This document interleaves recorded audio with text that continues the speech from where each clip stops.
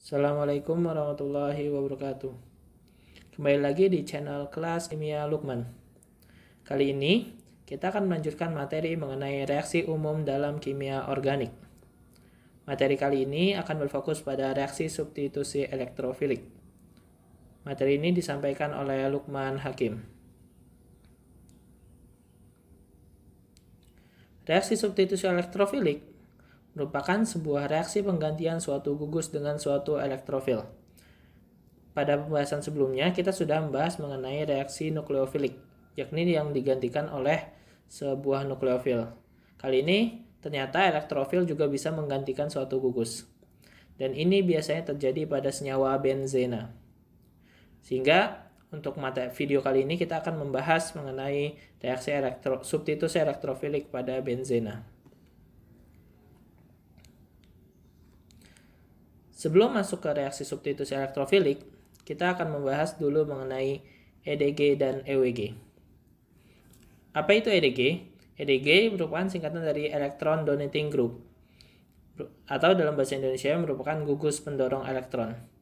Sedangkan EWG merupakan singkatan dari Electron Withdrawn Group, atau dalam bahasa Indonesia bisa diterjemahkan sebagai gugus penarik elektron. Nah, apa itu gugus penarik elektron dan gugus pendorong elektron? Gugus pendorong elektron merupakan gugus yang dapat meningkatkan kerapatan elektron dari suatu zat. Dalam kali ini kita bicarakan adalah benzen. Sehingga jika benzen semakin meningkat kerapatan elektronnya, maka dia akan menjadi semakin reaktif. Sementara EWG merupakan gugus yang mengurangi kerapatan elektron. Dalam hal ini nanti cincin benzennya akan berkurang kerapatan elektronnya, sehingga dia menjadi kurang reaktif. Nah, apa saja yang termasuk dengan EDG dan EWG? Mari kita lihat di sini. Salah satu contoh EDG adalah NH2, yakni gugus amina. Kemudian gugus OH, gugus alkohol, gugus OR, ether, dan juga gugus R atau alkil. Ini merupakan contoh-contoh EDG. Jadi, jika benzena terdapat gugus-gugus ini, maka otomatis dia merupakan gugus EDG. Sehingga benzena dengan gugus-gugus ini akan memiliki kerapatan elektron yang tinggi yang berdampak pada reaksinya akan semakin reaktif.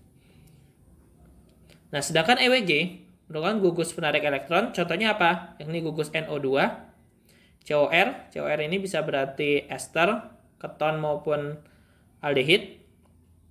Ada juga COOH, yakni karboksilat, ada CF3, ada SO3H, dan juga ada X, yakni halida. Jadi gugus-gugus ini jika terdapat dalam cincin benzen, maka dia akan mengurangi kerapatan elektron pada cincin benzen, sehingga menyebabkan cincin benzen menjadi kurang reaktif. Sekarang kita akan membahas mengenai reaksi-reaksi substitusi elektrofilik.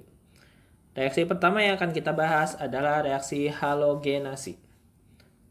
Reaksi halogenasi merupakan reaksi substitusi salah satu atom H pada benzen dengan atom halogen.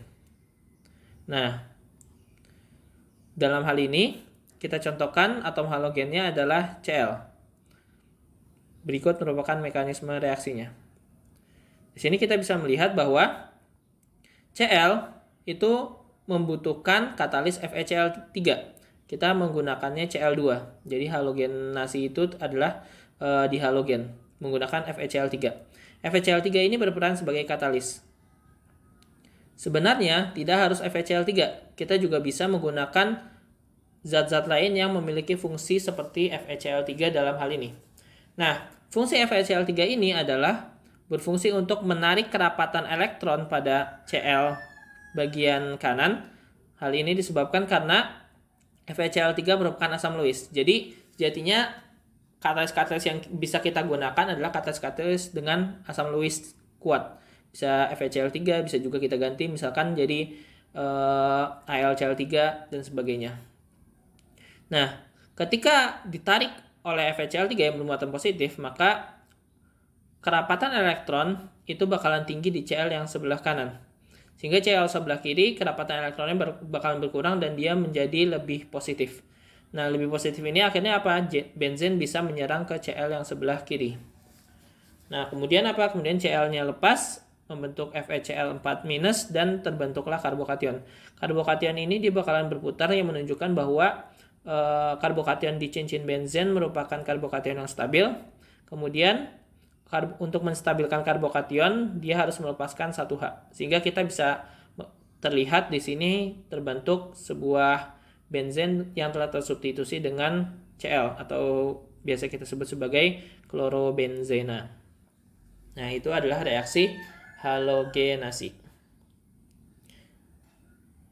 Pada reaksi selanjutnya, kita akan membahas mengenai reaksi alkilasi. Reaksi alkilasi merupakan reaksi substitusi salah satu atom H dengan gugus alkil.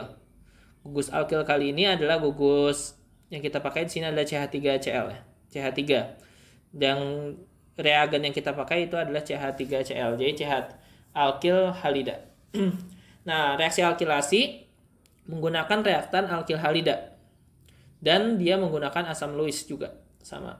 Jadi tapi dia asam Lewisnya lebih kuat yakni AlCl3. Seperti biasa, karena AlCl3 ini fungsinya hanya sebagai asam Lewis, maka kita bisa ganti dengan asam Lewis lain.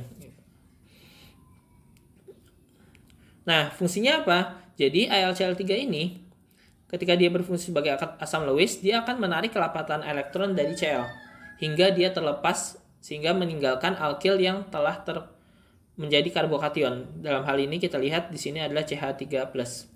Jadi alkilnya berbentuk karbokation. Nah, ketika terbentuk karbokation, maka benzen dengan leluasa bisa menyerang CH3 dan kemudian terbentuk karbokation pada benzen, kemudian berputar lagi, kemudian kita akhirnya mendapatkan benzen yang telah tersubstitusi dengan CH3 atau dalam kata lain kita biasa sebut sebagai toluen. Pada reaksi ini, kita bisa lihat bahwa terjadi intermediate pembentukan karbokation CH3+. Nah, pada video sebelumnya telah kita tahu bahwa yang namanya karbokation itu akan mencari nilai kestabilan sendiri. Sehingga apa? Sehingga jika terdapat karbokation yang lebih stabil, maka dia bisa terjadi penataan ulang sehingga bisa membentuk karbokation yang lebih stabil dibandingkan dengan sebelumnya. Jadi untuk reaksi alkilasi harus hati-hati terhadap karbokation. Mengenai penataan ulang karbokation, kita dapat lihat pada reaksi berikut ini. Pada reaksi ini kita gunakan alkil halida propil klorida.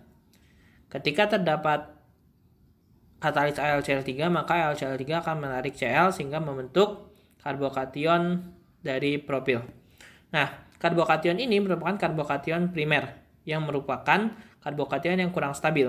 Sehingga apa? Terjadi pergeseran H atau kita sebut sebagai H shift sehingga membentuk karbokation sekunder yang lebih stabil. Nah, karbokation ini akan diserang oleh benzen sehingga membentuk isopropil benzen yang seperti ini. Jadi bukan propil benzen. Hal ini disebabkan karena terbentuknya intermediate karbokation. Seperti itu. Selanjutnya kita akan masuk ke reaksi asilasi. Nah, reaksi asilasi merupakan suatu reaksi substitusi salah satu atom H dengan gugus RCO atau biasa kita sebut sebagai gugus asil. Oke, sebut sebagai reaksi asilasi. Nah, bagaimana dengan mekanismenya? Mekanismenya adalah kita gunakan asil klorida, yakni RCO dengan Cl. Ini bisa halida. Dan kita juga gunakan asam Lewis AlCl3. Nah, ini tergantung jika gugus sampingnya merupakan Cl, maka kita gunakan AlCl3, sedangkan jika gugus sampingnya adalah Br, maka kita bisa gunakan AlBr3. Nah, kemudian apa? Kemudian seperti biasa, AlCl3 berfungsi untuk menarik kelapatan elektron dari Cl, sehingga Cl-nya lepas, dan terbentuklah ion yang kita sebut sebagai ion asilium.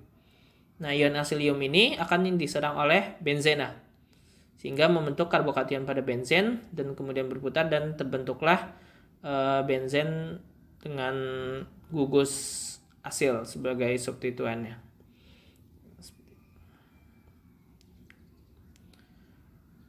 Nah, reaksi selanjutnya adalah reaksi nitrasi. Nah, reaksi nitrasi merupakan suatu reaksi substitusi salah satu atom H dengan suatu gugus nitro, yakni NO2. Nah, mekanismenya seperti ini. Nah, reaksi asilasi, kita membutuhkan asam nitrat dengan katalis suatu asam kuat. Biasanya katalisnya adalah H2SO4 pekat. Nah, asam nitrat, jika dikasih katalis asam kuat berupa H2SO4 pekat, maka yang terjadi apa? Yang terjadi nitrasi, asam nitrat akan terprotonasi, sehingga membentuk gugus seperti ini. Kemudian protonasi OH yang telah terprotonasi itu bisa keluar menjadi H2O, sehingga kita bisa membentuk ion nitronium. Nah, ion nitronium inilah yang diserang oleh benzena, sehingga membentuk gugus nitro. Nah, begitulah reaksi dari nitrasi. Reaksi selanjutnya yang dibahas adalah reaksi sulfonasi. Reaksi sulfonasi merupakan reaksi substitusi salah satu atom H dengan suatu gugus sulfonat, yakni SO3H.